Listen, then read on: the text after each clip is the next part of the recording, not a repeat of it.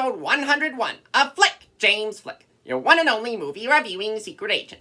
Today, I will be reviewing a fantasy adventure film that came out in 2013 that is the second installment of the Hobbit trilogy based on J.R.R. Tolkien's book, The Hobbit, and that movie is The Hobbit, The Desolation of Smaug. So this movie has just started, and so far, I am liking Ian McKellen's portrayal of Gandalf, one of our main characters, as always. So we have now been introduced to a secondary character who is a man who can sometimes take the form of a big black bear, like what my dog Wally looks like.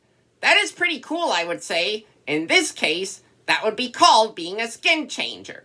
Speaking of Bjorn being part of the time black bear and part of the time a man, I would love my Wally just the same if he were either a black Labrador who looks like a black bear or a human being, because either dog or human, he is a wonderful friend for me to have. Whoa! That is a pretty terrifying giant spider that our main hobbit, Bilbo Baggins, has come across. That would be a scary situation for me to be in if I came across a giant man-sized spider in real life, which hopefully I never will be in my lifetime. So Bilbo Baggins is now leading a company of dwarves into hiding in barrels, which of course only the dwarves themselves are hiding in. And Bilbo Baggins, who is not in a barrel, is trying to catch up to them in a river that they are now all in. We are now seeing some pretty combative elves, of which Legolas, played by Orlando Bloom, is one of them. Such neat weapons they have. We are now an hour into this movie, and so far, the dwarves are now out of that wild river ride in barrels. My goodness, there was a showering of fish upon the dwarves. For me, if uncooked, they would be pretty smelly things to have being showered on me.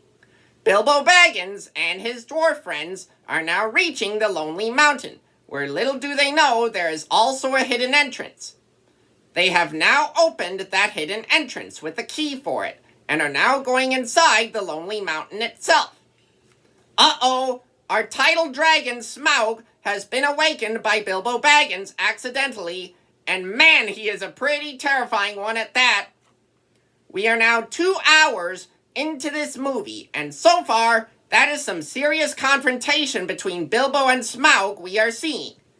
Man, that Smaug can breathe fire in a pretty monstrous way, and Bilbo is trying his best to hide from him. Wow, that is some spectacular and fierce combat between elves and orcs that we just witnessed right there. That Legolas is sure good at displaying fight moves between him and orcs, and it looks like he has pretty much fended them off. I think that for me, it would be a pretty perilous situation to have to be face to face with a giant fire-breathing dragon like Smaug here. As we get closer to the end of this epic fantasy adventure, Smaug is getting some molten gold poured onto him, and has now re-emerged from it.